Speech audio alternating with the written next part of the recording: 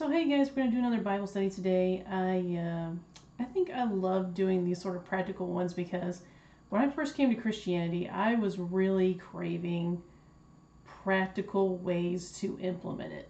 There is a lot of um, spiritual stuff in Christianity that really there's no practical way to apply that. You just believe it on faith.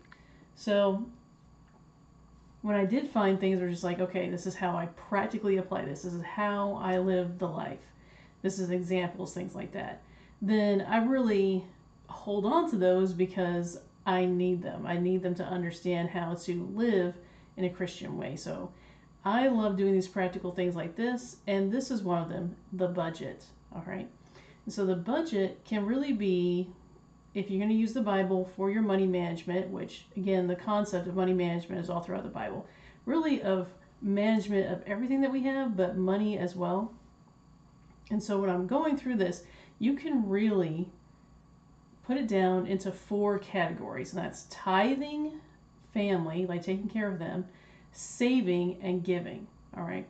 So in everything we do, we put God first. That's the concept. That's one of the big concepts. And the way that you do that practically with your money is first by tithing. All right.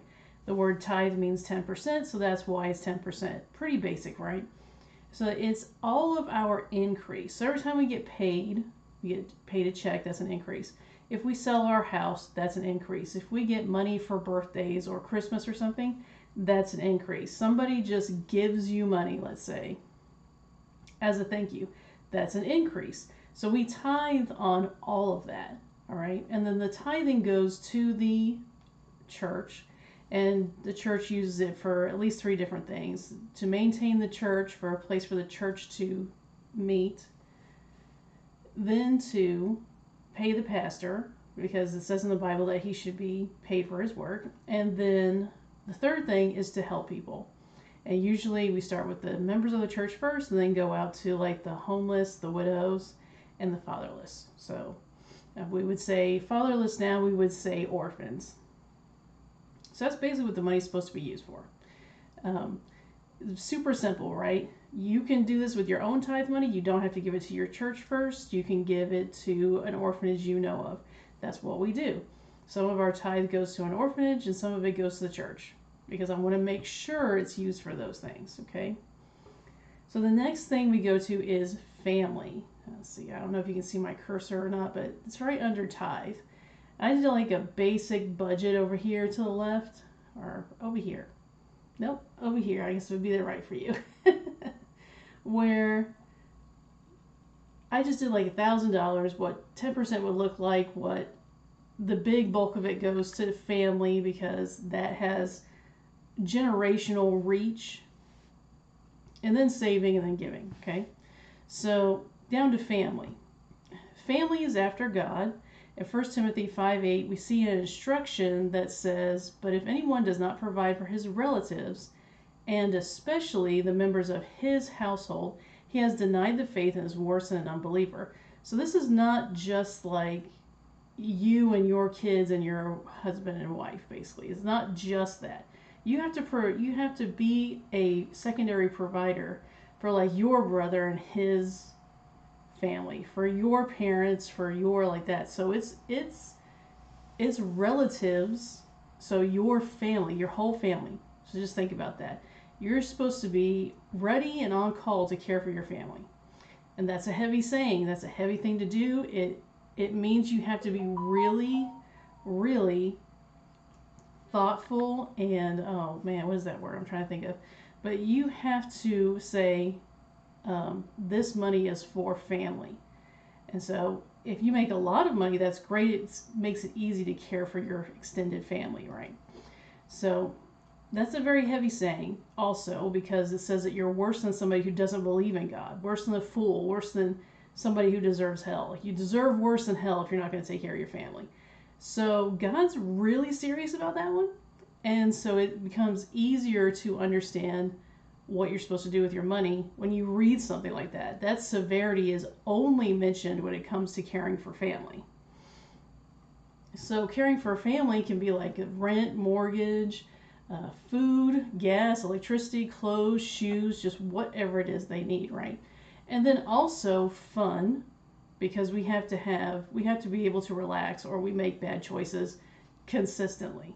If we don't have some kind of relaxation or fun, then life just becomes negative. And we as human beings don't work well with that, okay? This also develops your relationship with God, okay? It develops their relationship with God, because if you know always, all the time, that that person, your family, is right there waiting to help you, or you know you have a backup, or you know you have that support system, you're not going to think about trying to do other religions or other things. Or if you do, you want to explore that, you have people in your family that you can talk to about that 9 times out of 10.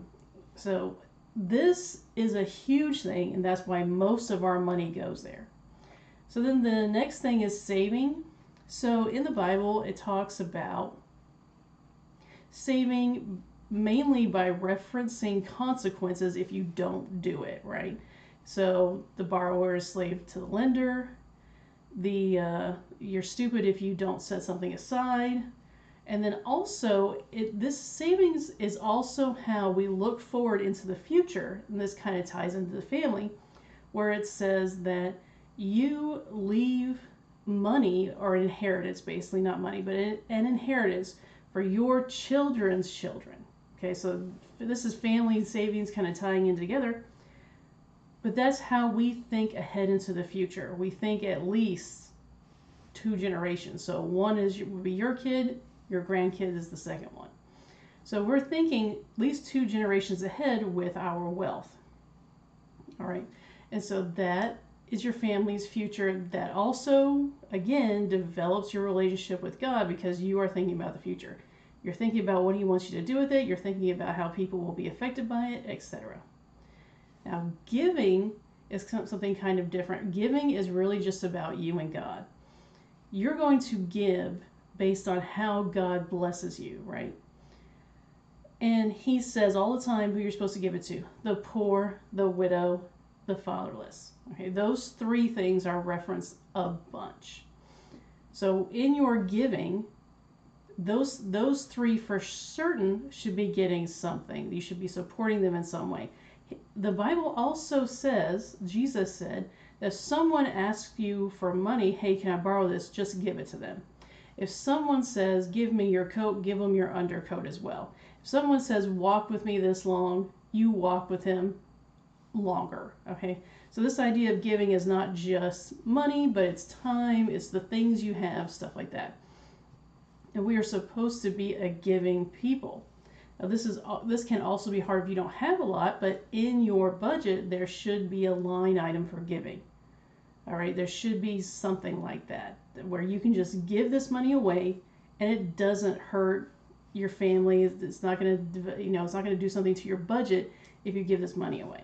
So you can kind of see how we're supposed to be thinking about money.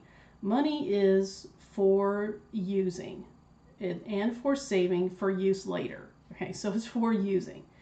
There's nothing about money that God says is bad unless you love it. There's nothing wrong with having big houses. There's nothing wrong with having expensive vacations. There's nothing wrong with having, multiple vehicles. There's nothing wrong with that. There's also nothing wrong with not doing any of that if that's not what you want to do, or maybe you can't make that amount of money. I think it's very important in the budget to talk about how much you bring in, because that's going to determine how much help you can be. So I think it's important for people to make as much as they can. Now that's going to be different for everybody. Everybody's going to help in their own ways and in different ways, but it's important to make as much as you can, because you have a lot to do with it. You have a lot of support you're supposed to be providing according to God. Okay, and like I said, the biggest part is family. Your biggest part is your family. But then you also have people who just can't do for themselves, and you are the way that they get help, not the government, not any of this other stuff. All right, so that's all I wanted to talk about today. Very quick Bible study. On my blog, I'll have, a better explanation, and then the Bible verses I use to kind of support all of this.